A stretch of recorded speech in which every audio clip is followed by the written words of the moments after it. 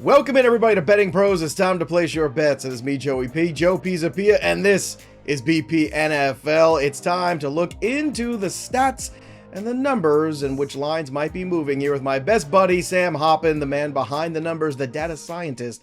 That's right. When all else fails, we must turn to science, damn it. That's the only way to move forward. I always say that. And Sam, week 10 is ahead of us. We've got a couple teams on bye. We've got a few really intriguing matchups. We're going to look into the future. Before we do all of those things, we're also giving away free stuff, and the new giveaway is the Mike Evans Buccaneers signed helmet, thanks to our good friends courtesy of pristineauction.com. How do you win the Mike Evans signed helmet? Well, I'll tell you. You go to bettingpros.com/contest, complete the form, and either download the Betting Pros app, leave a review of the Betting Pros podcast, or subscribe to our social media channels at Betting Pros on X, on TikTok, and Betting Pros NFL on the Instagram. The more actions you complete, the more entries you receive, and the easier it is to win. So we'll be announcing the winner right here on the channel. So subscribe to the YouTube channel here on Betting Pros. Don't forget to ring that bell for notifications so you know if you are the big winner of the Mike Evans helmet giveaway autographed by Mike Evans. We tried to get Sam to autograph it, but we ended up just going with Mike Evans instead. All right, Sam, I know a lot from this last week of football here to digest. A little bit extra time. We went a little later today, so I know you and I were talking about the futures market, talking about some things, but yesterday Andrew and I were talking about a lot of lines that we thought might even move, one of which we might even think could invert at some point. But let's start here with the Panthers and the Giants. A game here where the Panthers are coming off a victory. The Giants look like an organization that's on the brink of disaster potentially. And this game is across the pond. Now, typically, I tend to just look for the unders in those games, especially with offenses like the two we're dealing with. But what are you looking for here as we watch the next few days unfold with this line? Yeah, the Germans over down in Munich are surely going to be treated to a special game here on Sunday afternoon for them. But the big thing here is whether the Panthers stick with Bryce Young or they turn back to Andy Dalton. I don't know the status of his injury to his thumb in the car crash he suffered a couple weeks ago. But this game opened with the Giants as 4.5-point favorites.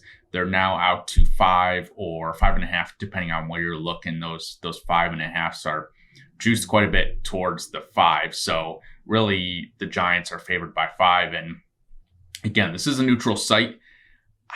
I mean, the Panthers are probably the one team that the Giants would be 5-point favorites over on a neutral field. I don't remember what my numbers had off the top of my head, but I think I leaned Panthers. That said, I'm not going to back the Panthers in this game because there's just so many things that could go wrong. But I think, again, this line could and will change if the Panthers end up going with Dalton. Obviously, the shine wore off pretty quickly with him after the one good Raiders game that he had. But I do still think that Dalton is the better quarterback, and this line would probably move maybe a point and a half, maybe 2 points in favor of the Panthers should he be announced the starter. All right, let's move on to the next one here. Originally on the slate, this game was basically a pick'em when the season started. Not so much anymore. Injuries have really derailed the Cowboys, not to mention the bad play. Dak Prescott's not going to be available for this one. CD is in question. Right now, this number, as we're recording this, is somewhere sitting at 7.5 in some markets here. And the Cowboys have just had a downward spiral, let's be honest. And they have also played terribly at home over the last few games, even going back to last year in the playoffs, or should I say this year in the playoffs, last season in the playoffs. So, Sam, the Eagles coming off a win here. The Cowboys looking like, again, a team that is backsliding all the way into oblivion. So what do you make of this number, where it is and where it might go to as the week unfolds? So the look-ahead line on this was Philly by 2.5 points. And then Sunday happened. Obviously, Dak Prescott now sounds like there's a chance he goes on injured reserve. I would think that might be the expectation given where the Cowboys are in their season. This game reopened then at Philly by 6.5 or 6. I think since the news that Prescott was going to be confirmed out, this has moved to Philly by 7.5. You mentioned CeeDee Lamb also, I think, day to day with an injury. It sounds like he still has a chance to play.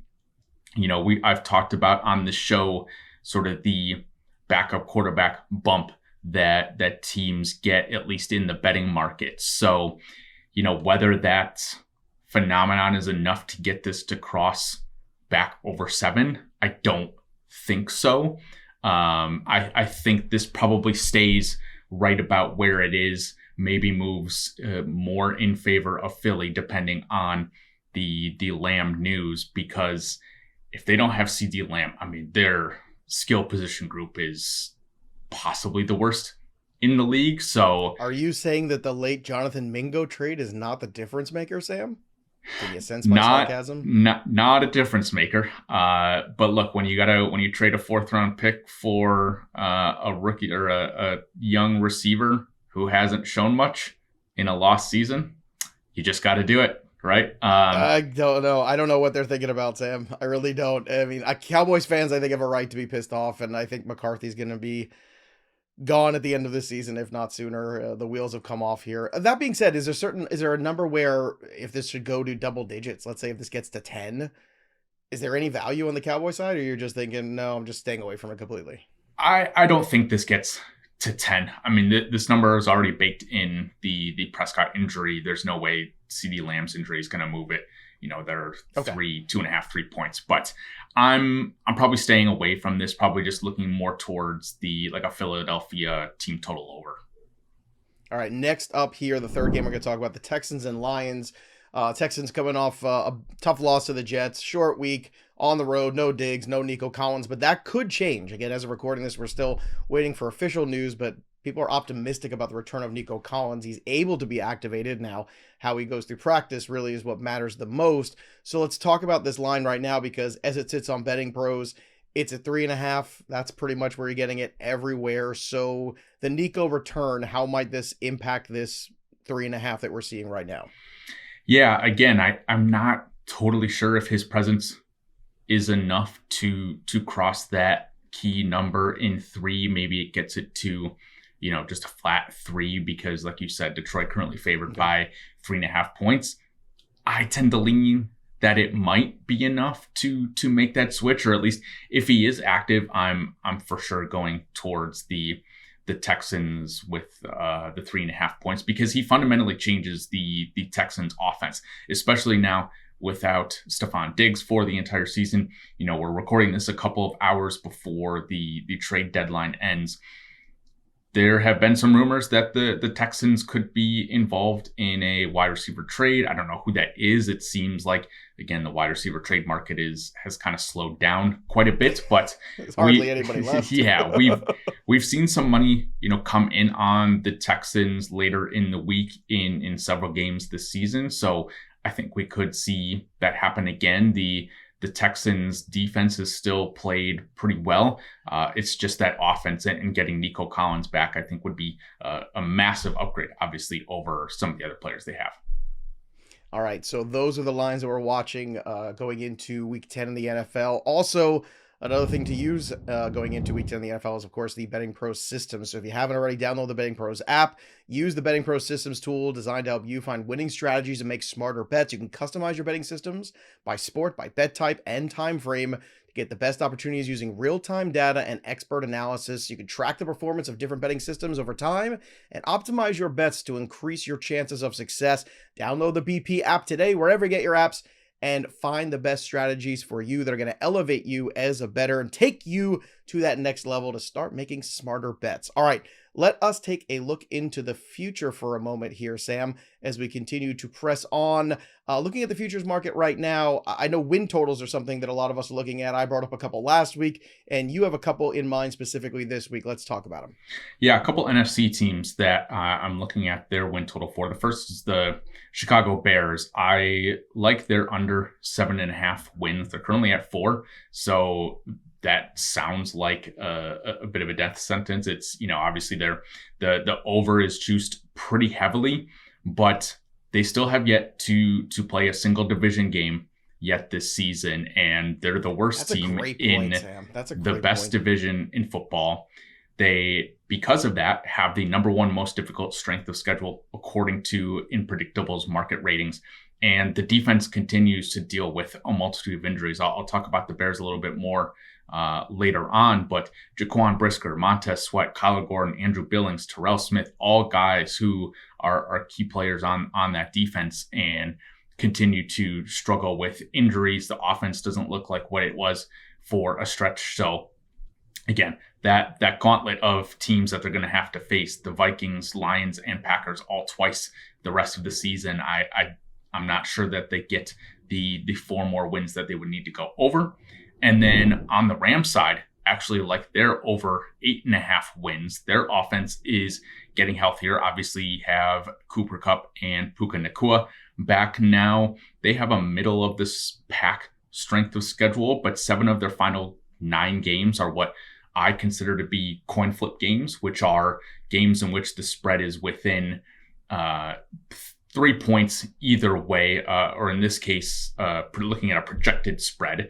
And when there's this much potential variance in these games, I want to lean to the side that is giving me some plus odds. And right now, that's the over 8.5 wins. It was plus 112 when I checked yesterday. And they're certainly in the mix for a playoff spot. I mean, 3 weeks ago, they looked like a dead team that was just going to pack it in for the year and maybe be sellers at the deadline. But I could see them potentially being buyers today.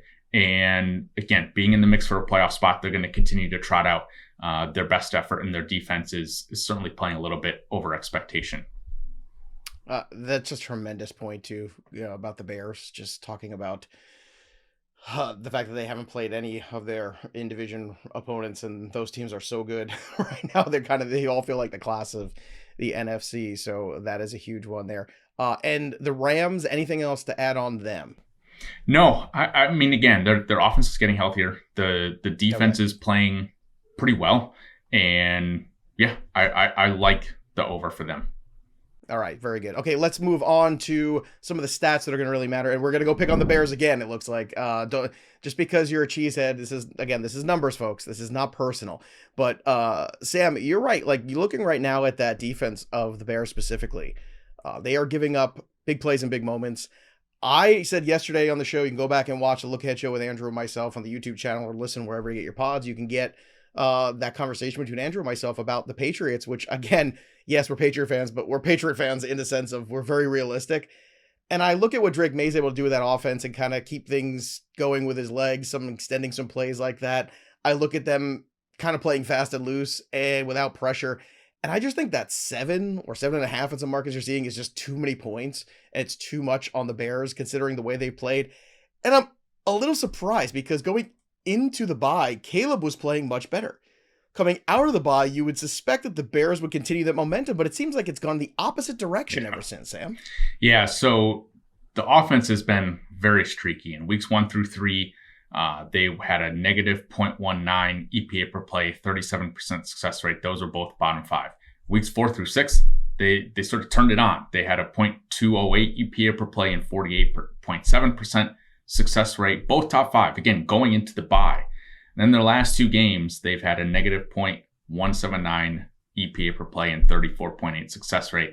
We talked last week about the Bears not really having to worry about allowing pressure to the Cardinals. And boy, was I wrong. From Ben Solak, this is according to Next Gen Stats, 16 different Cardinals players on defense got a pressure against the Bears on Sunday. That was the most individual players to get a pressure for a defense since 2018. So they just didn't have a great offensive plan, or I don't know what happened. It was not good. Well, they don't make adjustments. And the other thing, too, about this Bears team is seeing how terrible the head coach has been on the road. I don't know if you saw some of those stats in his career, like winless on Sundays in the road, I think is what I saw. And that is just like a stunning statistic that you can't even wrap your mind around. I mean, Eberflus, I think, should have been fired this offseason. And it's starting to show. I mean, he unnecessarily played Caleb Williams on the final drive of the game when the team had 0% chance of winning. The team is pretty toothless right now. They're 27th overall in offensive DVOA, 12th in defensive DVOA. I mentioned all of the injuries that the defense is struggling with right now, and And that, I think, is a large factor into why that defense has taken a step back. They're struggling to consistently get pressure, and they're certainly not the unit that we saw earlier in the season. I know you want to talk about the Commanders, but I want to pause on that because you mentioned the Arizona Cardinals and all that pressure they brought.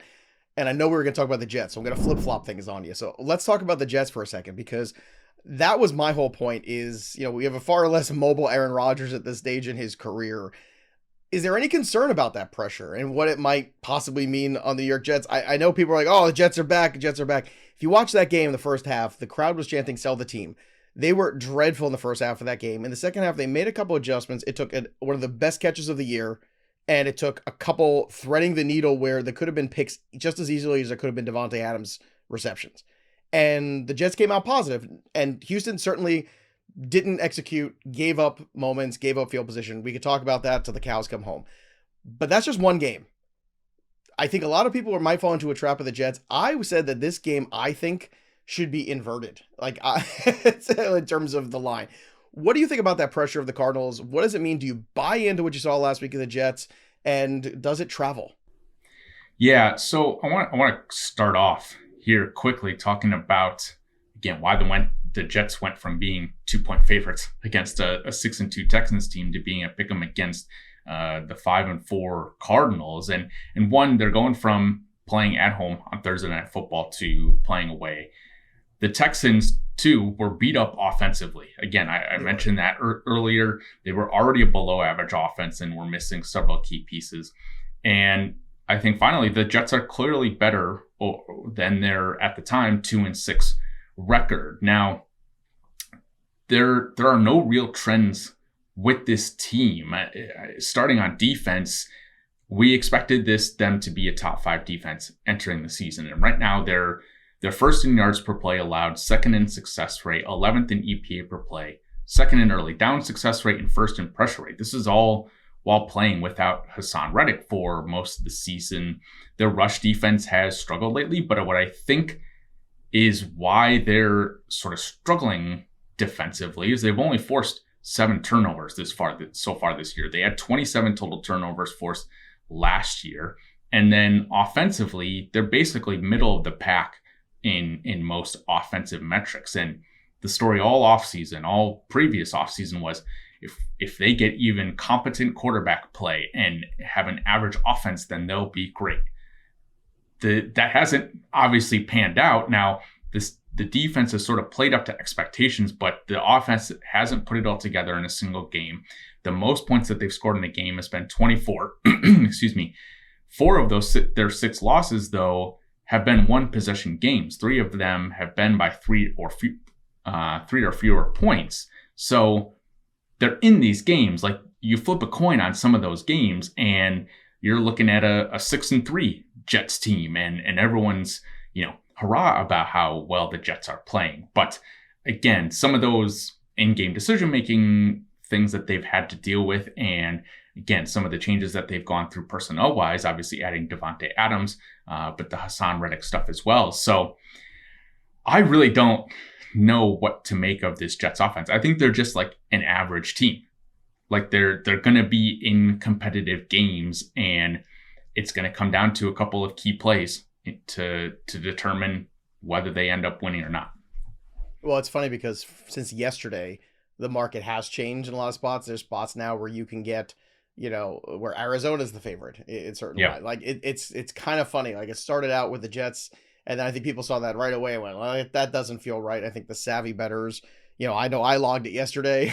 I logged the Patriots when it was 7. Now it's 6.5 in a lot of spots.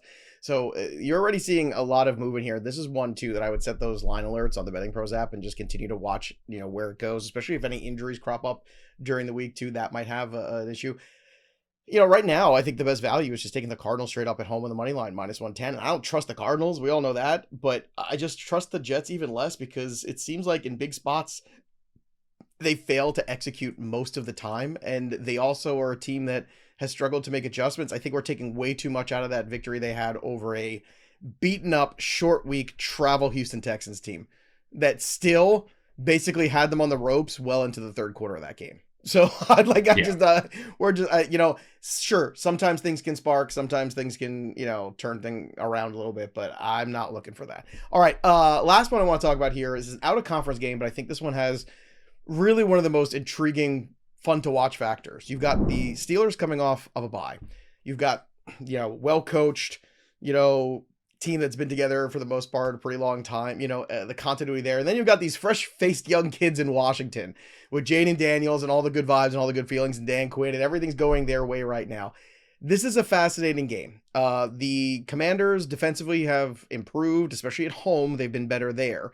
Currently, the way this line is, you're looking at Washington -3, and I get that. I mean, basically, Vegas is saying, here you go. It's your standard home field advantage. So really, this is up to I think this is a great opportunity for the stats to give us an advantage potentially on this line, because it is a very much standard issue that we're looking at, and Vegas is saying choose your own adventure. So which one do you want to pick? I mean, I'm on Washington. I think I make this line closer to 4.5 or 5. Fascinating. Okay. And I still think this Washington offense is a little bit underrated. I mean, early in the season, it was, well, are they going to keep it up? Maybe this is just like a bit of a fluke.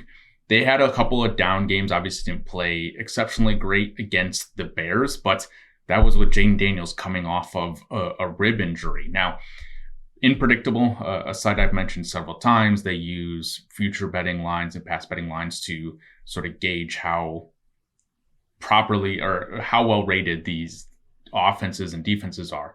They currently have them rated as the 11th best offense. ESPN's FPI, the Football Power Index, has them rated as the 4th best offense. And I think that's a little bit closer to more accurate, but they're number 1 in offensive EPA per play. They've had a positive EPA per play in every single game this year and a success rate over 50% in 4 of their 9 games so far this year. Washington coming into the year had one of the worst offensive lines, but I think Cliff Kingsbury has done a great job of mitigating the pressure that Jaden Daniels is facing. He's has a 31% pressure rate, which is 22nd highest. His 2.76 second time to throw is 16th quickest. So he's getting the ball out pretty quickly, mitigating the pressure and not having to run for his life to extend plays and then make a deep throw. So again, this is probably, I don't remember what I have my numbers at overall, but I would say they're probably the 3rd best offense in the league behind Baltimore, Detroit, and, you could make some arguments for maybe like Philly or some of these other teams, but they're right at the top. And even though the Steelers defense has played really well this year, they have TJ Watt, the DPOI at this point in the season. I just think that the Washington offense is going to be too much for that Pittsburgh defense. That's fascinating. And that's the matchup. I think at the end of the day, it becomes that offense versus that defense. Whoever wins that matchup is going to win that game. I think that's where it's going to get decided. Great stuff, Sam. Real quick, before we get out of here, Survivor Pool pick of the week. The Chiefs extend the undefeated streak again on Monday Night Football. Hopefully you're following us on social media too for my Monday Night Football bets. 3 for 3 again. The cover, the over on Hunt, the under on Irving. It's a beautiful time to be alive. But Sam, Survivor pick for week 10. Who do you have? Yeah, I'm going to go with the Chiefs. Obviously, coming off of Monday Night Football, so a short week, but they have the best defense in the NFL. I think they'll put Bo Nix in a blender. We saw the Ravens defense sort of do that to them. They still have the chops to put up